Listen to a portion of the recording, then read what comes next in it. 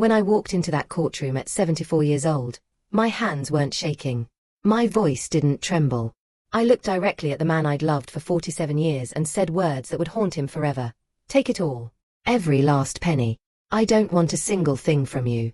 The silence that followed was deafening. My attorney's face went white. The judge leaned forward. And Richard? Richard smiled like he'd just won the lottery. He had no idea he'd just signed his own death warrant. Hello, dear friends. My name is Clara, and what I'm about to share with you is the truest story of revenge, redemption, and rebirth you'll ever hear. Before we begin, please hit that like button because this story deserves to travel far and wide. And comment below with your city. I want to know where my sisters and brothers in struggle are listening from tonight. This is the story of how I lost everything at 74 and became more powerful than I'd ever been in my entire life. For 47 years, I didn't just believe in my marriage. I worshipped at its altar. Richard and I weren't just husband and wife. We were a unit, a team. We'd built our modest 3-bedroom home in Portland with our own hands, scraping together every dollar. I'd given up my teaching career when our daughters were born, poured every ounce of myself into creating a home, a sanctuary, a legacy. Every Sunday morning, we'd sit at our kitchen table, the one we'd refinished together, and read the newspaper while our coffee grew cold. Every anniversary, the same Italian restaurant on Morrison Street. The same corner booth. The same waiter, Marco, who'd known us for 23 years. I thought our love was granite, unbreakable, eternal. I was wrong. The night my world ended started like any other Tuesday in March. Martha had called to cancel book club, another one of her migraines, so I came home early. The house was dark except for the kitchen light, and that's when I saw him. Richard, my Richard, hunched over his laptop like a thief, his fingers flying across the keyboard. The moment he heard my footsteps, he slammed that laptop shut with such force I jumped. Jesus. Margaret. You scared me half to death. I live here, Richard, I said quietly. Why are you so startled? I'm not startled. Just concentrated. Work emails. Work emails. Richard had retired 3 years ago. He hadn't sent a work email in 1,000 days. I watched something die in that moment, not my love for him, but my trust. And without trust, what is a marriage but a house with no foundation? Okay, I whispered. I'll leave you to it. I walked upstairs to our bedroom, climbed into bed, and stared at the ceiling for 3 hours while my husband typed secrets to someone who wasn't me. 2 weeks later, I was sorting laundry, his laundry, like I'd done for 47 years, when a receipt fluttered from his jacket pocket like a butterfly made of betrayal. Cascade Steakhouse. March 14th. 7:30 p.m. 2 guests. Total. $187. 42. March 14th. The night he told me he was playing poker with Jim and the college boys. My hands started shaking so badly I had to sit down on the laundry room floor, my back against the cold washing machine, staring at that little piece of paper. $187. Richard, my penny-pinching, coupon clipping. Do we really need cable TV? Husband had spent nearly $200 on dinner for 2 people on a night he'd lied to me. Who was she? Because it had to be a she. Men don't spend that kind of money on other men. Not Richard. Not my Richard. Except he wasn't my Richard anymore. Was he? I took a photo of that receipt. Then I put it back in his jacket pocket exactly where I'd found it. And I waited. The signs multiplied like cancer cells. A new cologne appeared in our bathroom. Tom Ford, $240 a bottle. I looked it up.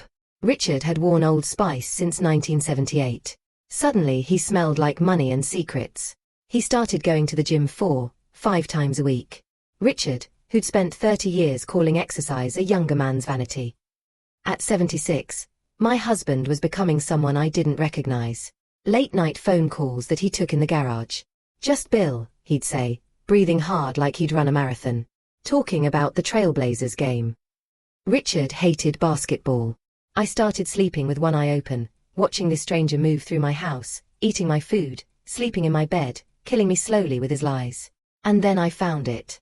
The credit card statement was hidden in his desk drawer, buried under old tax returns like a body under floorboards. Chase Sapphire Reserve. Account holder, Richard Brennan. Secondary card holder, none. An account I'd never heard of. An account he'd never mentioned. In a marriage where we'd shared everything for 47 years.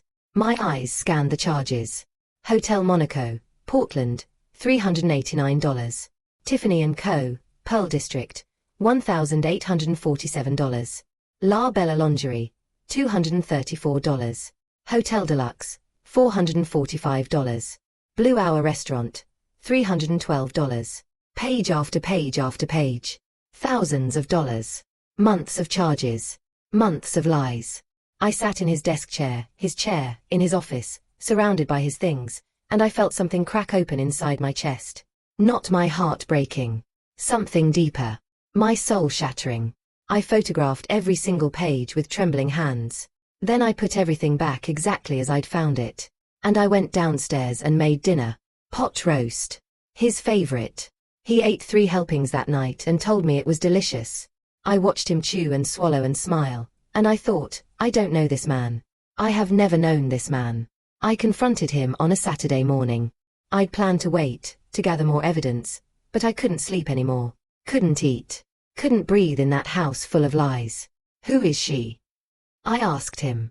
Simple. Direct. Standing in our kitchen while he poured his coffee. He didn't even pretend not to understand.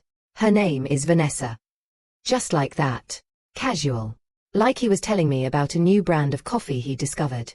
How long? 8 months. 8 months. 240 days. While I'd been cooking his meals and washing his clothes and sleeping beside him, believing in us. Do you love her? My voice cracked on the word love, and I hated myself for it. Richard looked at me then, really looked at me, and what I saw in his eyes wasn't guilt or shame or even anger. It was pity. Margaret, she makes me feel alive again. Can you understand that? Actually alive. Like I matter. Like I'm not just existing. The words hit me like bullets. Existing. 47 years of marriage. 2 daughters. 5 grandchildren. A lifetime of memories, sacrifices, love, devotion. And I'd made him feel like he was just existing. I want a divorce, he said, setting down his coffee mug with the finality of a judge's gavel. I've already spoken to an attorney. Vanessa and we're buying a condo together. Starting fresh. Starting fresh, I repeated, tasting the words like poison. At 76. It's never too late to be happy, Margaret. And there it was. The final insult. The suggestion that I had been the obstacle to his happiness. That I had been the prison he needed to escape. I looked at this man I'd loved since I was 27 years old, and I felt something shift inside me. Something cold and hard and absolutely certain. Okay, I said softly, if that's what you want. He looked surprised, relieved, like he'd expected me to fight or cry or beg. I did none of those things. Instead, I smiled. And I began to plan. 3 months later, we sat in that courtroom, and everyone thought they knew how this would end. My attorney, Patricia Chen, sharp as broken glass and twice as dangerous, had built an airtight case. She had the evidence of the affair, the hidden credit cards, the secret spending. She had alimony calculations, asset division spreadsheets, precedents, and case law. She was going to destroy Richard in that courtroom. Across the aisle, Richard sat with his cheap attorney, some bottom feeder he'd found on Craigslist because he'd already spent so much on Vanessa. He looked confident though, smug, like a man who'd already won because he'd gotten what he really wanted, his freedom. Patricia leaned close to me. Margaret, when the judge asks for your demands, I'll present our case. We're asking for the house, 50% of all retirement accounts, and monthly alimony of $3,000. He'll fight it, but we'll win. Trust me. I nodded. The judge, a stern woman in her 60s named Judge Morrison, looked over her reading glasses at both of us. Mrs. Brennan, your attorney has prepared quite a comprehensive petition. Before we proceed, I want to hear from you directly. After 47 years of marriage, what are you asking for in this divorce? This was it. The moment Patricia had prepared for. The moment Richard was dreading. I stood up slowly. My knees ached. My heart pounded. But my voice was steady. Your Honor, I want nothing. The courtroom went silent. I'm sorry. Judge Morrison leaned forward. Can you repeat that? I don't want anything. The house, he can have it. The retirement accounts, they're his.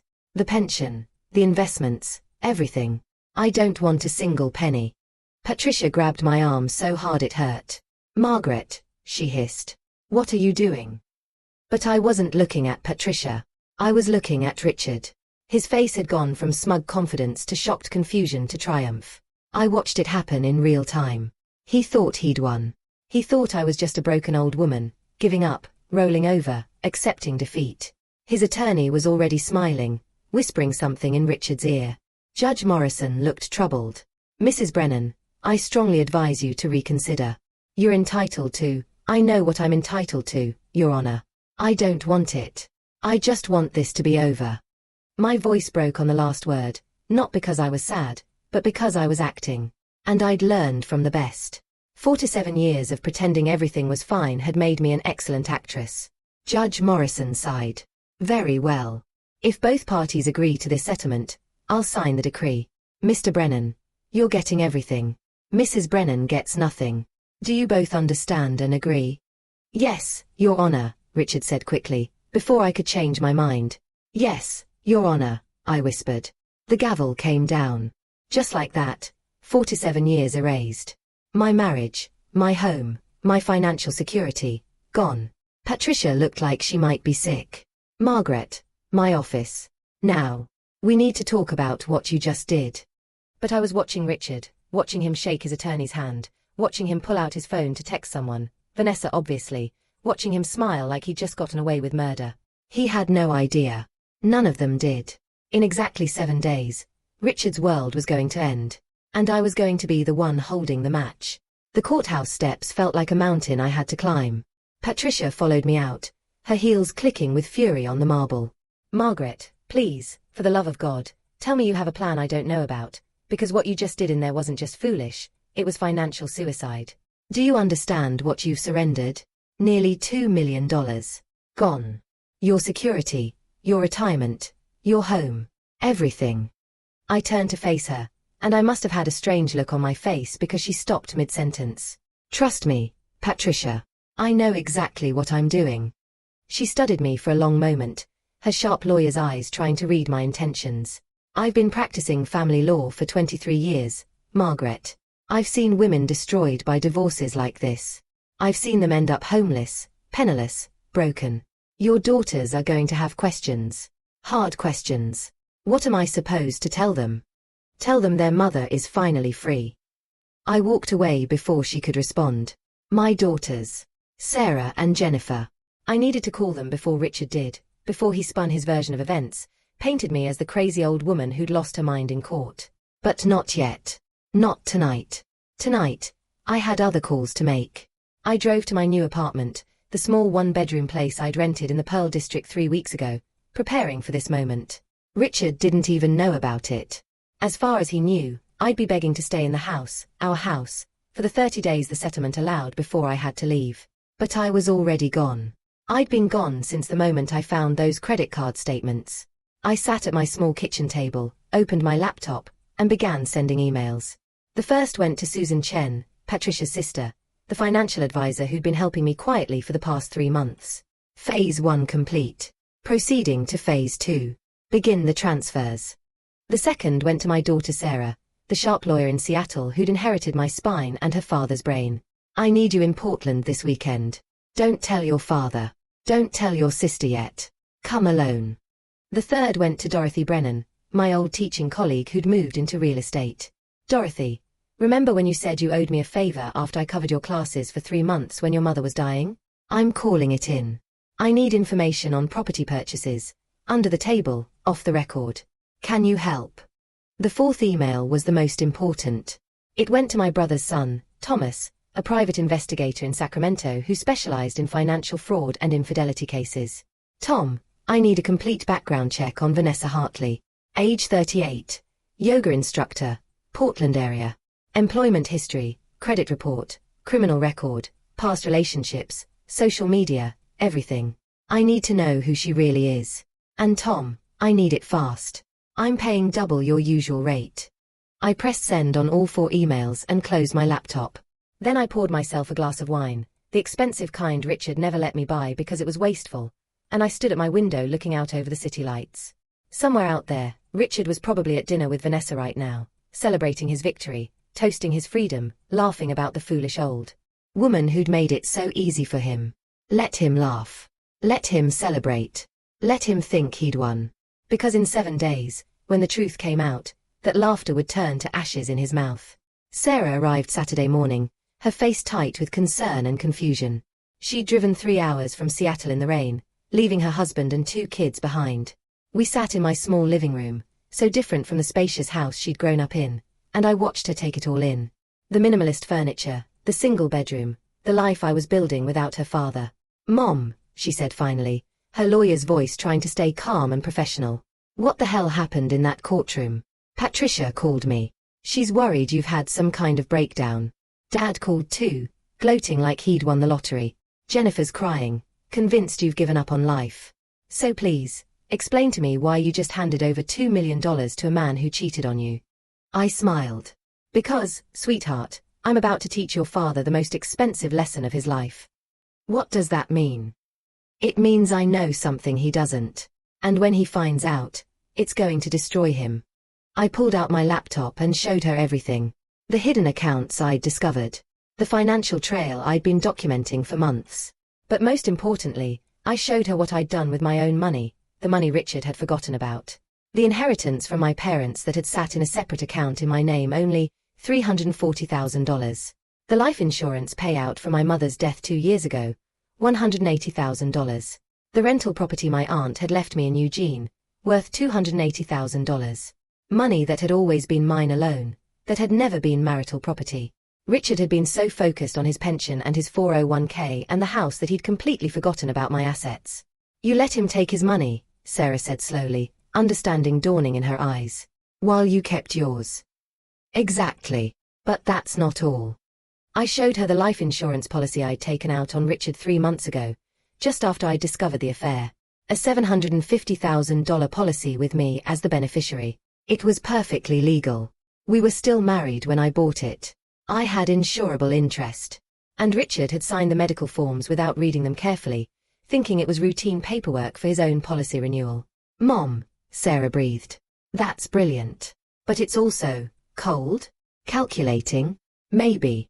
But your father looked me in the eye and told me another woman made him feel alive after 47 years. He erased me. So I'm simply preparing for all possibilities." Sarah was quiet for a long moment, her legal mind processing the implications. "Okay. I'm in. What do you need from me?" "Legal oversight. Every step I take needs to be completely by the book, absolutely bulletproof. I can't give Richard any ammunition to claim I did something illegal or unethical." "Done." She pulled out her laptop. "Walk me through the entire plan." We spent the next 6 hours going over every detail, every step, every contingency. Sarah made notes, asked questions, pointed out potential legal pitfalls. By the time she left that evening, we had a timeline that was ironclad. And I had my daughter back on my side. Sunday night, the email from Thomas came through. The subject line read, "You need to sit down for this, Aunt Margaret." He was right. What I read in those 3 attachments made my blood run cold and my heart race and my hands shake with a rage I'd never felt before. Vanessa Hartley wasn't just Richard's mistress. She was a professional con artist. Thomas had found evidence of at least 4 other relationships with wealthy older men over the past 6 years. Each relationship followed the exact same pattern. Meet at a gym or upscale venue. Target married men over 65 with significant assets. Cultivate romance. Create emotional dependency. Encourage divorce. Then, systematically drain their finances before disappearing and moving to the next victim. One man in Seattle, Gerald Hoffman, had lost $340,000 before his adult children intervened and got a restraining order. Another in Tacoma, Robert Chen, had refinanced his house to fund what Vanessa claimed were business investments that never materialized. He lost everything. A third victim, David Martinez in Spokane, had died of a massive heart attack at age 74, just 2 weeks after discovering Vanessa had cleaned out their joint account. The death was ruled natural causes, but his daughter had tried to press charges. Nothing stuck. Vanessa was careful, always staying just on the legal side of fraud. But Thomas had found something else, something that made this personal and provable. Text messages. Vanessa had been careless with her digital security on an old phone she'd sold, and Thomas had contacts who could recover deleted data. The messages between Vanessa and someone named Crystal laid out the entire scheme in black and white. Target acquired. Richard Brennan, 76, retired accountant, Portland. Married 47 years, Worth approximately 2 million. Easy mark. He's lonely, vain, desperate to feel young again. That message was dated 9 months ago, before Richard had even joined the gym. She'd targeted him deliberately. There were more messages, dozens of them, outlining the strategy. Bought a membership at his gym. Made first contact today. He's hooked already. These old guys are so predictable. He's talking about leaving his wife. Right on schedule. He wants to buy a condo together. Told him I'd go in 50/50ths, but the title will be in my name only. He's so in love he'll agree to anything. And then, the message that made me see red. The one dated just 3 weeks ago. The old fool proposed we use his entire retirement account for the condo. Cash purchase, he says, so we don't have debt. Perfect. Once the divorce is final and he liquidates everything, I'll clean him out and disappear. This one's worth almost 2 million. Easiest score yet. Give it 2 months max, then I'm gone. The old fool. My husband.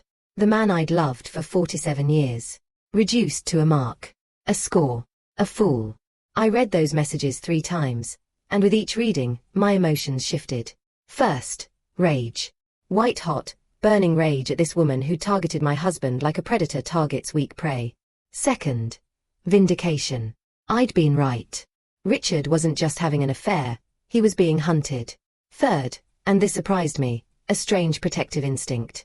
Despite everything Richard had done to me, despite the betrayal and the cruelty and the abandonment, he was still the father of my children. Still the man I'd built a life with. And he was walking into a trap that would destroy him utterly. I called Sarah. The situation just changed, I told her. Richard's not just having an affair. He's being conned. Professionally. Vanessa's done this before, multiple times. She's going to take everything and disappear. There was a long pause. What are you going to do, Mom? That was the question, wasn't it? The old Margaret would have warned him, would have saved him, would have protected him despite everything he'd done. The old Margaret would have put his welfare above her own pain. But I wasn't the old Margaret anymore. That woman had died in a courtroom 3 days ago. I'm going to let it play out, I said slowly. I'm going to let him make his choices, face his consequences. But I'm also going to make sure that when it all falls apart, when Vanessa takes everything and runs, I'm positioned to rebuild my life. My life, Sarah. Not his. Mom, Sarah said carefully. That's pretty cold. Yes, I agreed. Yes, it is. Monday morning, I did something I'd never done in my entire life. I walked into a bank and opened accounts that only I controlled, accounts Richard knew nothing about, accounts he could never touch. I met with Susan Chen in her downtown office, and we began setting up financial structures, trusts and protections that would shield my assets no matter what happened to Richard. And then I hired movers. Professional movers who came to the house, my house, our house, and took everything that was legally mine. My grandmother's china. My mother's jewelry. The paintings I'd inherited from my aunt. My personal books. Hundreds of them. My clothes. My photographs. My hope chest. My wedding dress. Yes, even that. Because it was mine and I'd paid for it myself back in 1977. Everything with clear provenance as separate property. When Richard came home Tuesday evening and saw the half-empty house, saw the blank spaces on walls where paintings had hung, saw the empty china cabinet and the missing books, he called me immediately. His voice was shaking with rage. Margaret, what the hell is going on? The house looks like it's been robbed. Where is everything? Where are you? I'm moving out, Richard, I said calmly, like we were discussing the weather. Like we agreed. I have 23 days left according to the settlement, but I thought I'd get started. Efficient, right? You always valued efficiency. Where are you? Where have you taken my things? Your things are still there, Richard. I only took what was mine. You can check the settlement if you want. Separate property. All documented. I heard Vanessa's voice in the background, sharp and demanding, asking what was happening. Good. Let them wonder. Let them feel the first tremors of uncertainty. Margaret, I want to know where you're living. You can't just disappear like this. Actually, Richard, I can. We're divorced now, remember? You wanted your freedom. Well, you have it. And so do I. I hung up before he could respond. That night, lying in my new bed in my new apartment, I felt something unexpected. Not sadness. Not anger. Not even satisfaction. I felt powerful.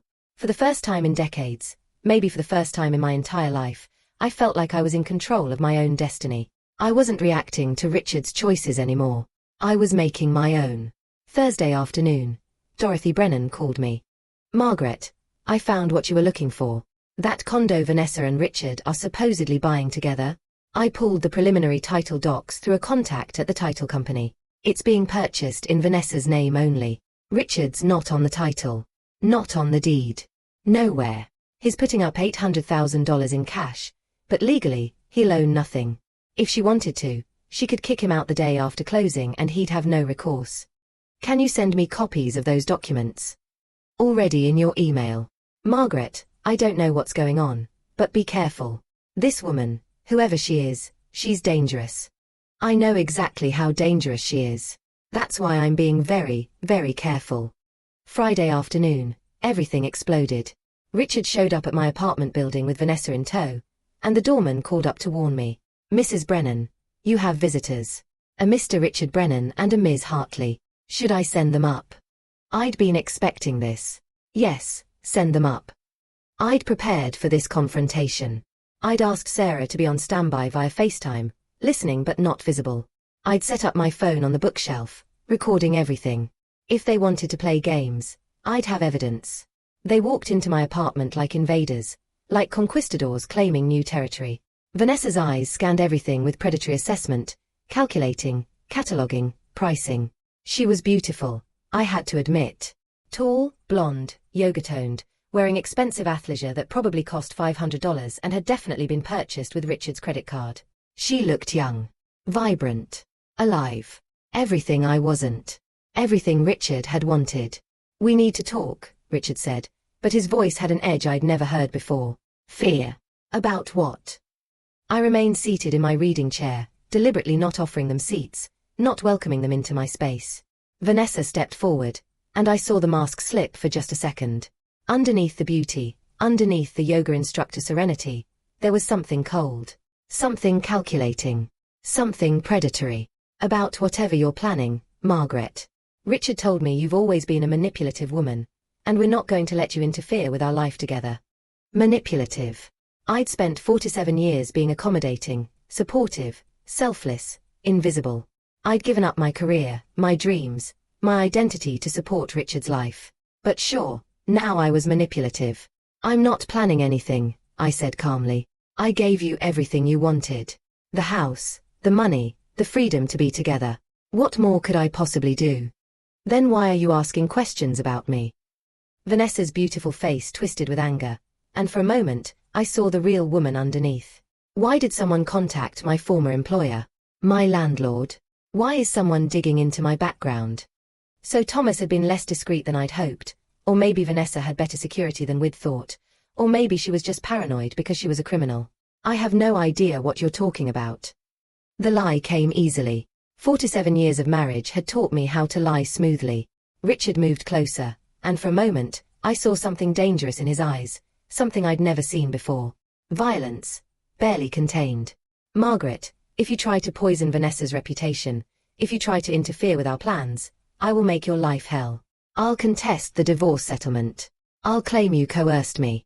I'll drag you through court for years. I'll make you wish you'd never been born. On what grounds? I met his stare without flinching. You got everything you asked for. I signed everything your lawyer put in front of me. The judge approved it. We're done.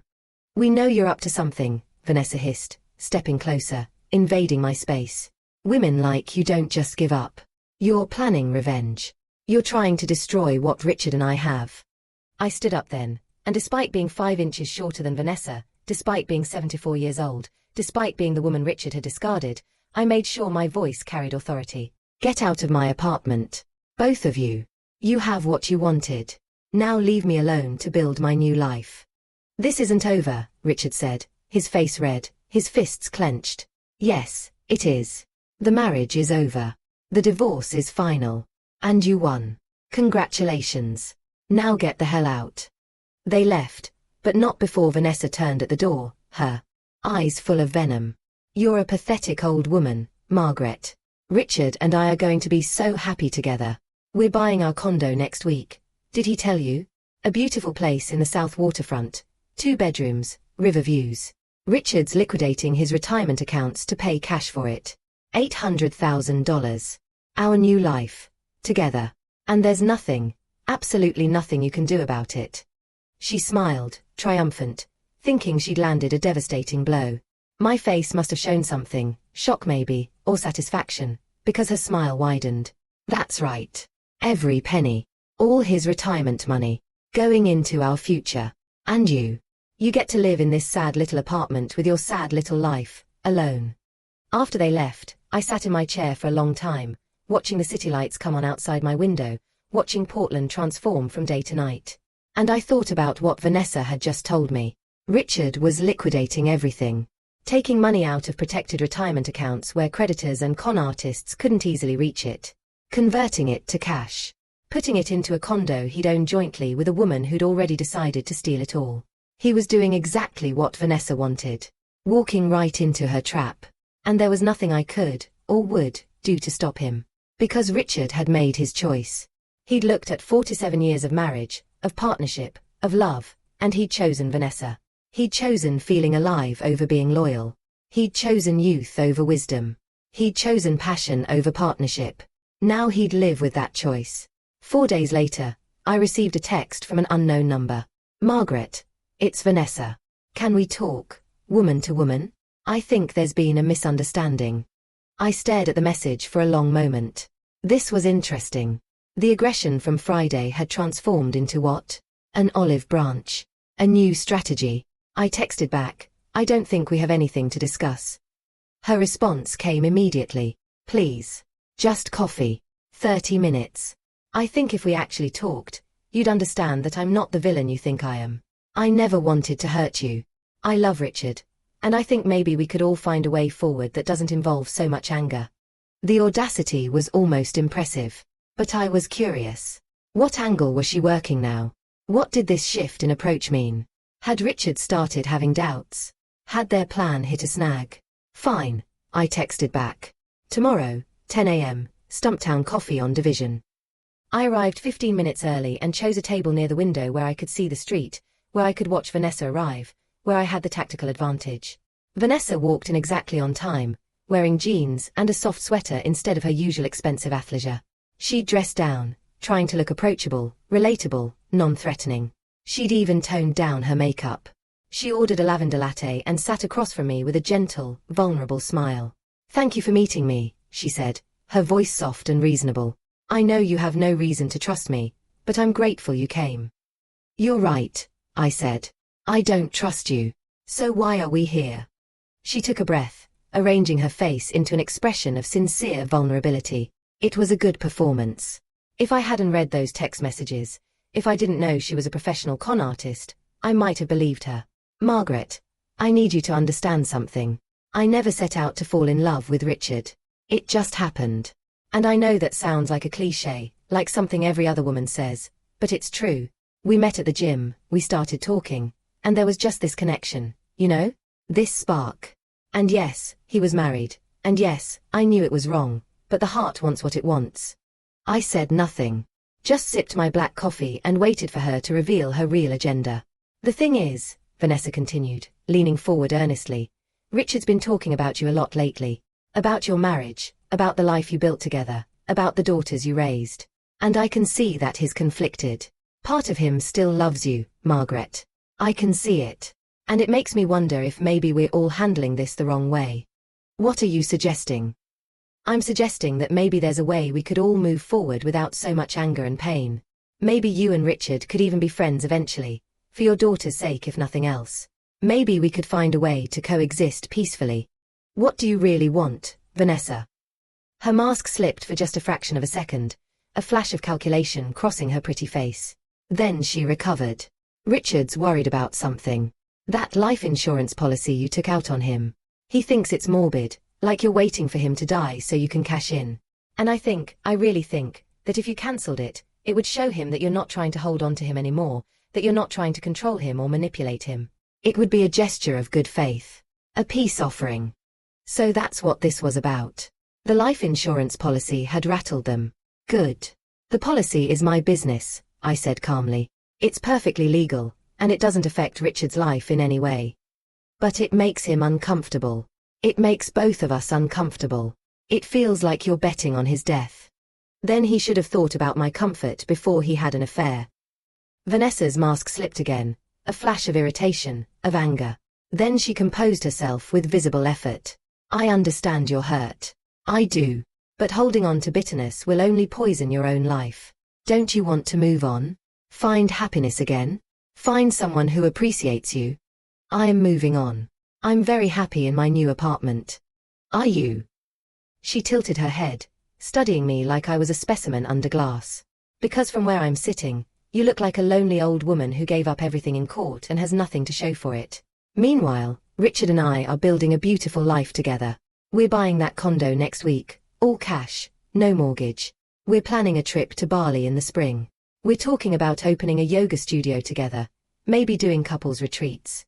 We have dreams, Margaret. What do you have?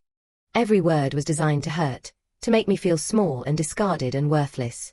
And a month ago, maybe it would have worked.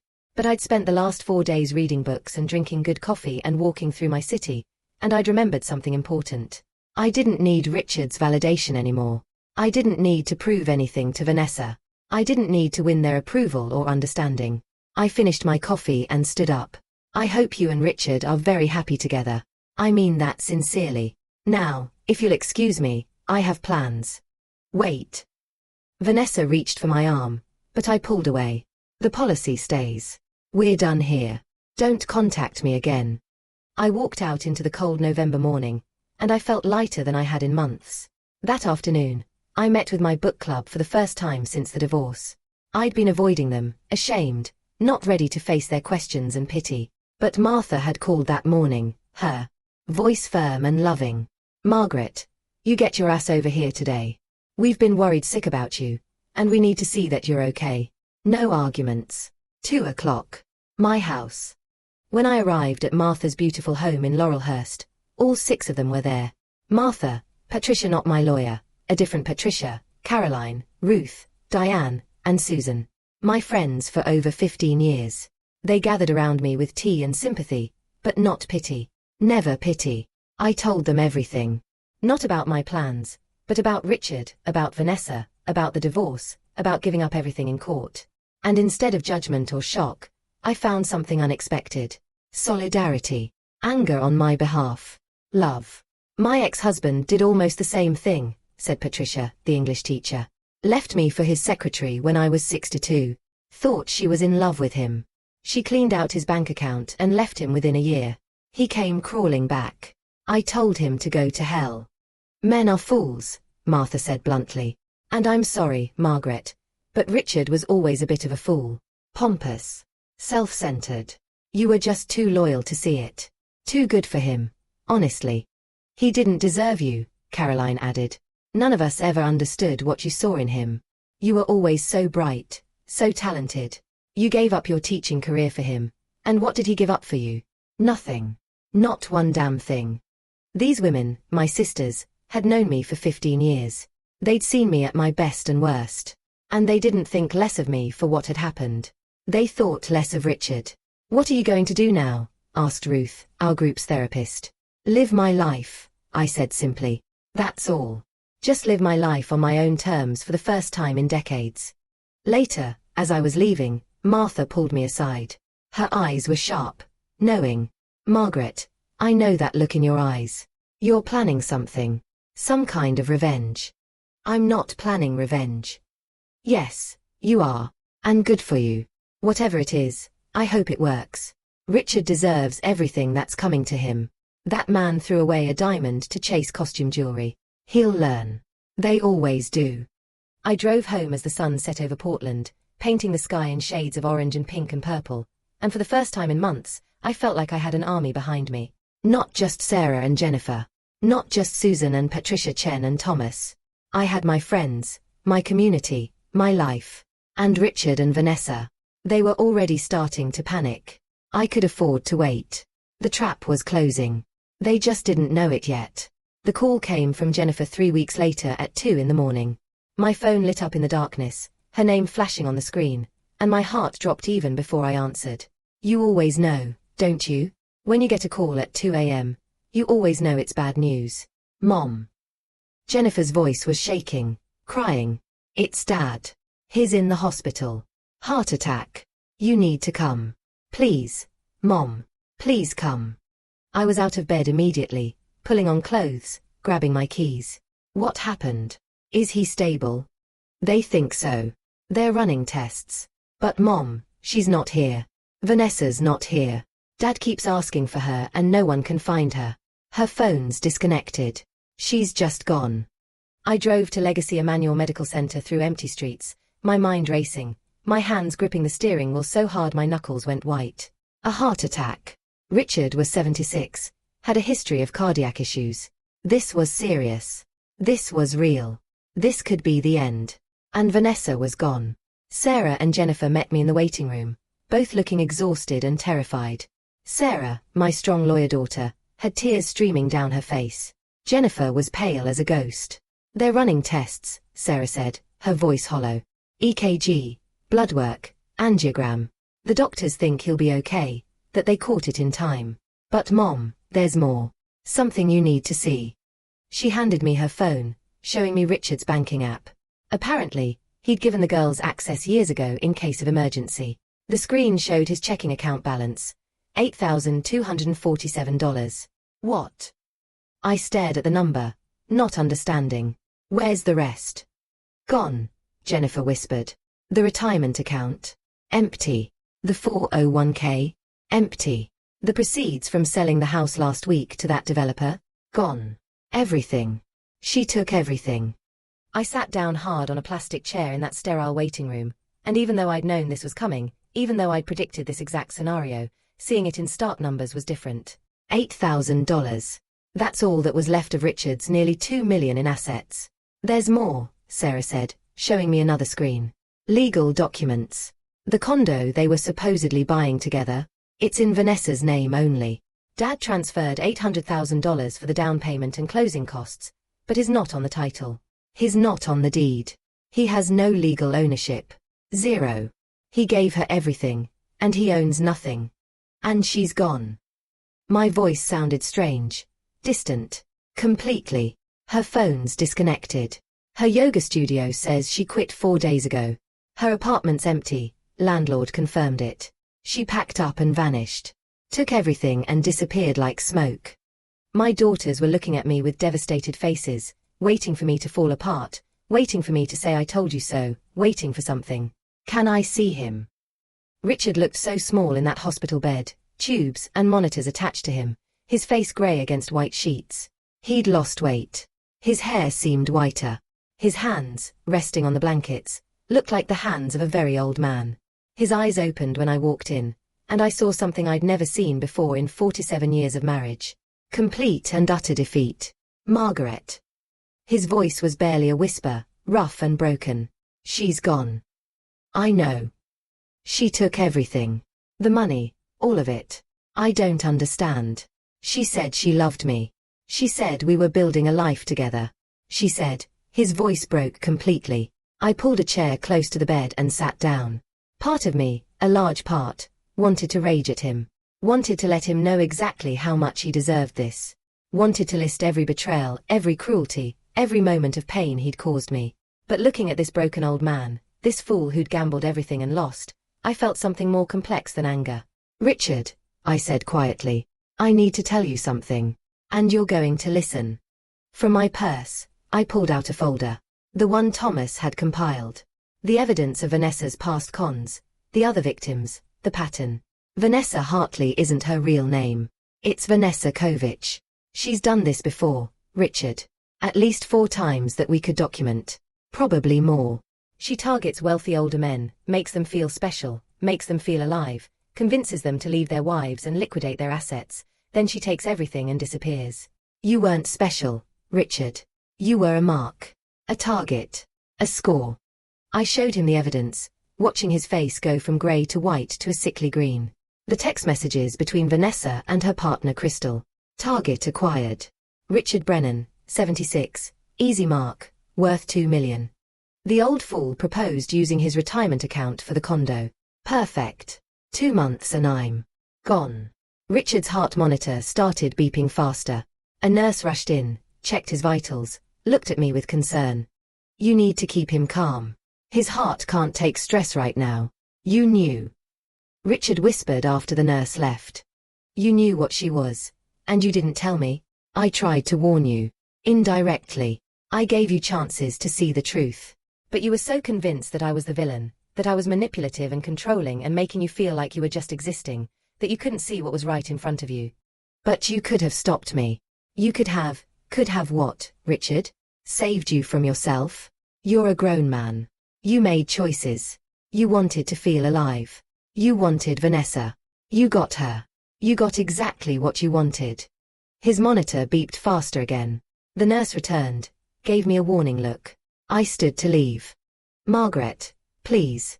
His voice was desperate, broken. I have nothing. I'm 76 years old and I have $8,000 to my name. The house is gone. My retirement is gone. Everything is gone. What am I going to do? I looked at him for a long moment. This was the decision point. The moment I'd been building toward for months. The moment that would define who I really was. The life insurance policy I took out on you, I said quietly. I'm cancelling it tomorrow. You're no longer my problem, Richard. You wanted independence. You have it now. But Margaret, I'll lose everything. I'll be homeless. You'll survive. You'll file for bankruptcy. You'll apply for Medicaid. You'll downsize to a small apartment. You'll live on Social Security. People do it every day. You made your choices. Now you live with the consequences. What about the girls? They'll help me, won't they? The girls love you, I said. But they're not going to support you financially. They have their own families, their own lives. You're on your own now, Richard. Just like you wanted. I walked toward the door, then turned back. Oh, and Richard, that $8,000 you have left. That's almost exactly what I spent on your birthday and Christmas presents over our 47-year marriage, averaged out per year. So in a way, you're getting back exactly what you put in. Think about that. I left him there, crying, broken, destroyed. And I felt nothing. In the hallway, Sarah and Jennifer stood waiting, their faces conflicted and shocked. Mom, Sarah said carefully, that was brutal. He has nothing. He'll end up on the street. No, he won't. Your father is resourceful. He'll survive. But I will not save him. Not this time. Not ever again. This is cruel, Jennifer said, tears streaming down her face. You're being cruel, Mom. He's our father. And I was his wife for 47 years. Did he think about cruelty when he had an affair? When he demanded a divorce? When he told me another woman made him feel alive? When he liquidated everything for a con artist? No. He thought about himself. Just himself. Now he can live with the consequences. I walked out of that hospital and went home to my apartment. And I slept better than I had in months. The next morning, I sat in Susan Chen's office signing the paperwork to cancel Richard's life insurance policy. You're sure about this? Susan asked. It's a significant asset. If something happens to him, you'd receive $750,000. I don't need it. I don't want it. Cancel it. What I didn't tell Susan, what I didn't need to tell anyone, was that the policy had served its purpose. It had made Richard and Vanessa paranoid. It had driven them to make mistakes. It had been the bait that revealed their desperation. Richard hadn't died, but he'd lost everything anyway. The insurance policy was just a tool, and I didn't need it anymore. Over the next few weeks, the fallout continued like aftershocks from an earthquake. Richard was released from the hospital with a stent in his heart and strict orders to reduce stress and change his lifestyle. Reduce stress.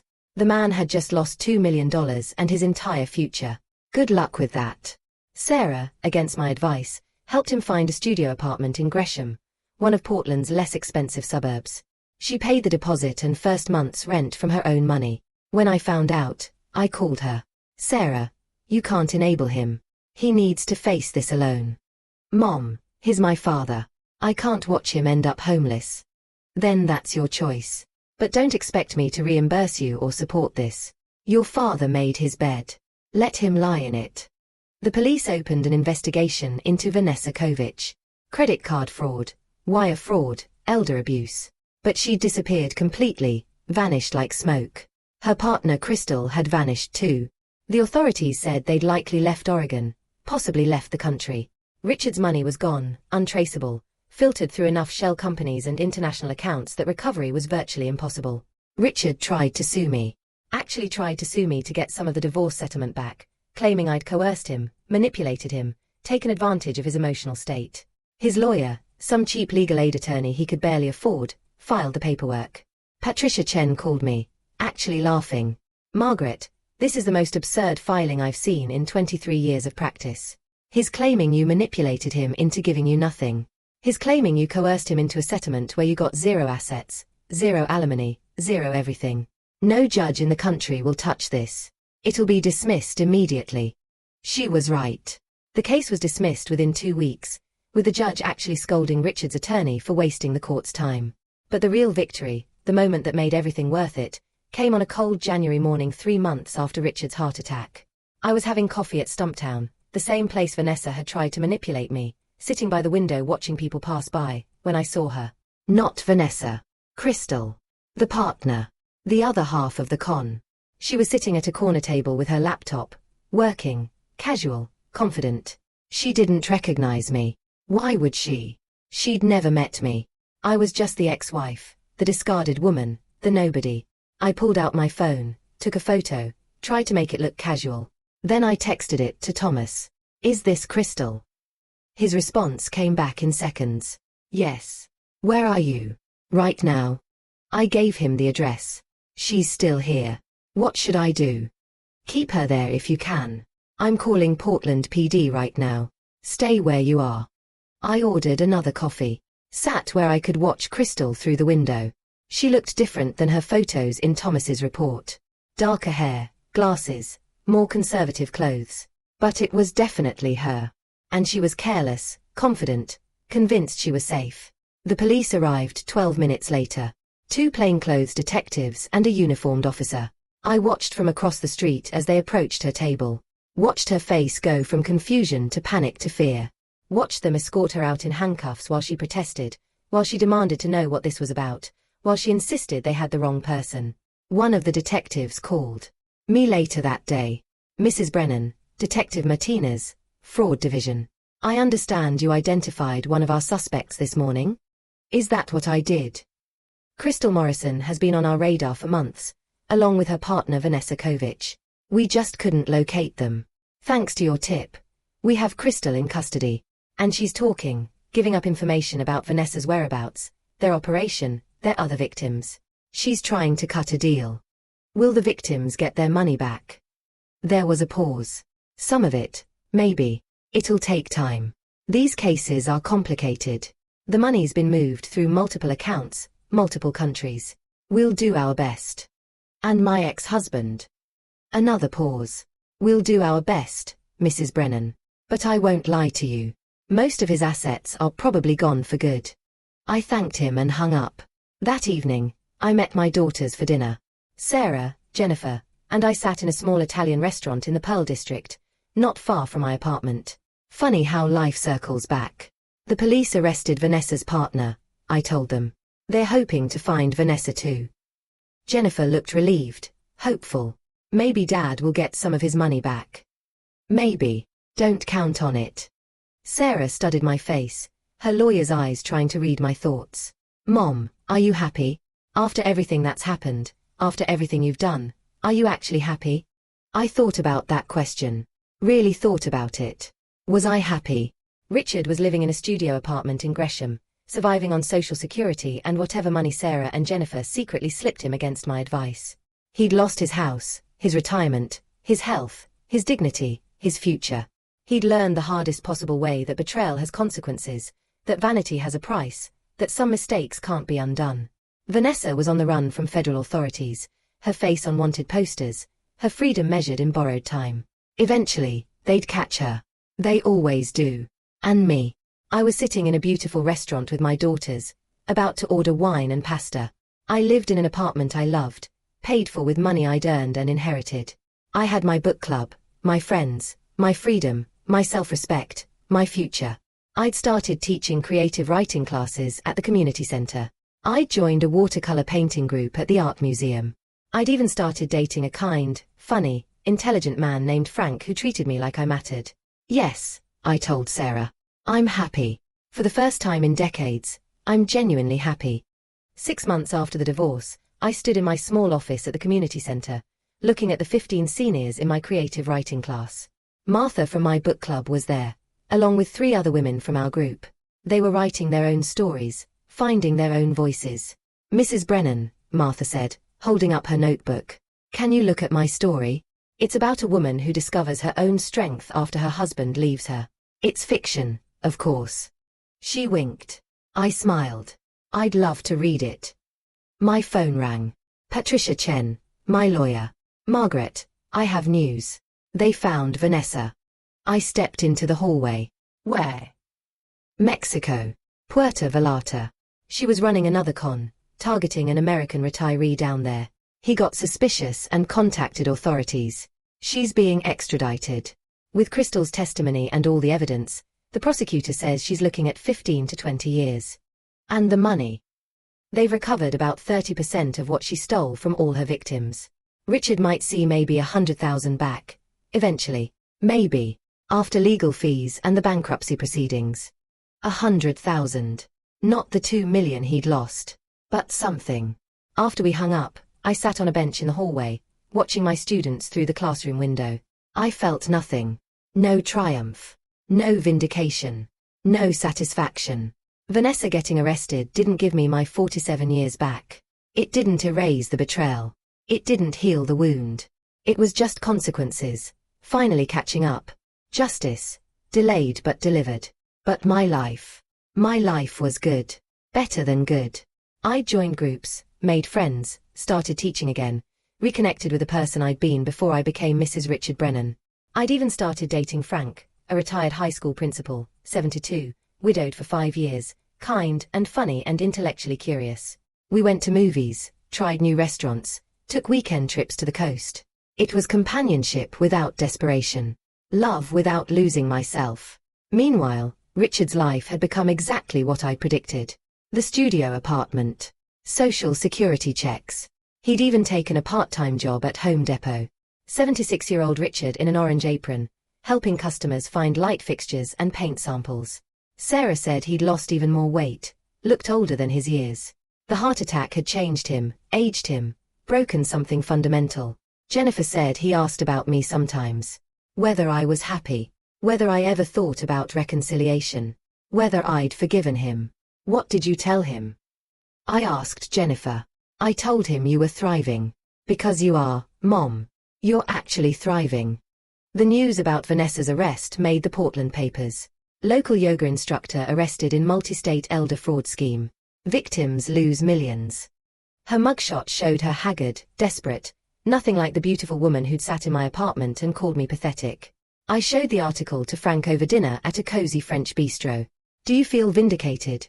He asked, his warm brown eyes studying my face. I feel free, I said. That's better than vindicated. And it was true. I was free from the weight of a marriage that had turned into a prison. Free from making myself smaller so Richard could feel bigger. Free from defining myself by someone else's needs and wants and failures. I was 74 years old, and I was finally, completely free. Later that night, Sarah emailed me. Mom, Dad wants to meet for coffee. He says he needs to apologize properly, to make amends. What should I tell him? I replied immediately. Tell him I wish him well, but no. Some chapters need to stay closed. Because that's what Richard was now. A closed chapter. A finished story. A part of my past that had taught me valuable lessons but had no place in my future. I poured a glass of wine, put on some Billie Holiday, and opened my laptop. I'd been writing my own story, a novel about a woman who discovers strength she didn't know she had, who rebuilds her life from ashes, who learns that sometimes the worst thing that happens becomes the door to your best life. The cursor blinked on the screen. Waiting. I began to type. For 47 years, I thought I knew what my life was. I was wrong. This is the story of how I learned who I really am. So that's my story, dear listeners. How I lost everything at 74 and found myself instead. Here's what I learned. Sometimes the worst thing that happens to you becomes the greatest gift. You cannot save people from their own choices, and you shouldn't try. Revenge isn't about punishing others. It's about refusing to let betrayal define you. Loyalty is worthless if it's only flowing in one direction. Most importantly, it is never, ever too late to start over. Never too late to discover who you really are. Never too late to choose yourself. So here's my question for you. What would you have done in my position? Would you have warned him? Would you have fought for the money in court? Would you have tried to save him from the con artist? Or would you have done exactly what I did, stepped back and let consequences teach the lesson I couldn't? Leave your thoughts in the comments below. Subscribe if you want to hear more stories like this. And remember, wherever you are, whatever age you are, it's never too late to choose yourself. Thank you for listening. This is Clara, signing off. The end.